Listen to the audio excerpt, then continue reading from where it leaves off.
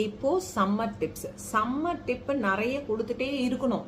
ஏன்னு கேட்டால் சம்மர் வந்து பொலன்னு பொழக்குது. ஒரு நாள் 2 நாளில் போகல, 3 months to 4 months நம்ம ஊரில் இருந்துட்டு தான் போகும். சம்மர் டிப் ஒவ்வொரு நாளும் ஒவ்வொரு மாதிரி பண்ண தான் நம்ம ஸ்கின்னை மெயின்டைன் பண்ணணும். அதே மாதிரி சம்மர் டிப் இரிட்டேட்டிங்காகவும் இருக்கக்கூடாதுல்ல, நல்லா சில்லுன்னு இருக்கணும்ல. சில்லுன்னு இருக்கிறதுக்கு ஜஸ்ட் ஒரு 10 செகண்ட் நீங்கள் உங்களுக்காக நீங்கள் ஒதுக்குனா போதும். ஒன்றே இல்லை, அந்த 10 செகண்ட் என்னன்னா, பச்சை பால் இருக்கு இல்லையா, மில்க், பச்சை பாலாக இருந்தாலும் சரி இல்லைன்னா ரா மில்காக இருந்தாலும் சரி, ஐஸ் க்யூப்ஸில் ஊற்றி வச்சுருங்க. ஐஸ் க்யூப்பில் ஊற்றி வச்சுட்டிங்கன்னா உங்களுக்கு நான் இருங்க காட்டுறேன், எப்படி இருக்குன்னு காட்டுறேன்.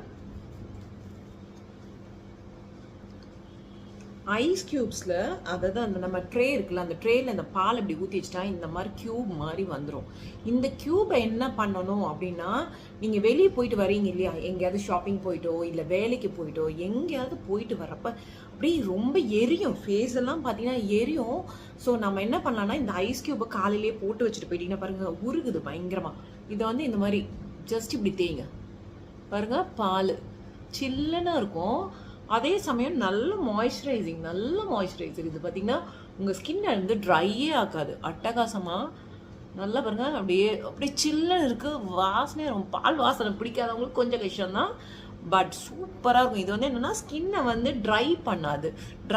அதே மாதிரி இதில் ப்ளீச்சிங் ஏஜென்ட் இருக்கிறனால நல்ல கலர் ஆகிடும். உங்கள் ஸ்கின்னும் வந்து கலர் ஆகிடும், பிக்மெண்டேஷன் குறையும். மெயினாக இந்த வெயிலில் போயிட்டு வந்தால் கருத்து போவோன்னு ரொம்ப இருக்கும்ல, செவப்பாயிடும், அது மாதிரிலாம் இருக்கிறப்ப இதை போட்டிங்கன்னா பயங்கரமாக நல்லா பளிச்சு நிப்பே வெள்ளையாகிற மாதிரி இருக்கேன்ல நான் கலர் ஆகிட்டேன்னு நினைக்கிறேன். ஸோ இது ஒரு நல்ல ஒயிட்னிங் ஏஜென்ட் இருக்குது. ஆஹா, பால்லாம் கொட்டுது. ஒயிட்னிங் ஏஜென்ட் இருக்குது. அதே மாதிரி ஸ்கின்னு நல்ல க்ளோவாக இருக்கும். அப்புறம் வந்து பிக்மெண்டேஷன் குறையும். வெயிலில் போயிட்டு வந்த எரிச்சல் நின்னும், அதை கொஞ்சம் ஒரு மாதிரி பளிச்சுனே ஆகிடும். ஸோ இதை ட்ரை பண்ணுங்க. ரொம்ப ஈஸியான டிப்பு. 10 செகண்ட் கூட ஆகாது. மில்கை ஊற்றி வச்சு போயிடுங்க, வந்து எடுத்து இப்படி தேங்க போதும், ரொம்ப அழகாக இருப்பீங்க.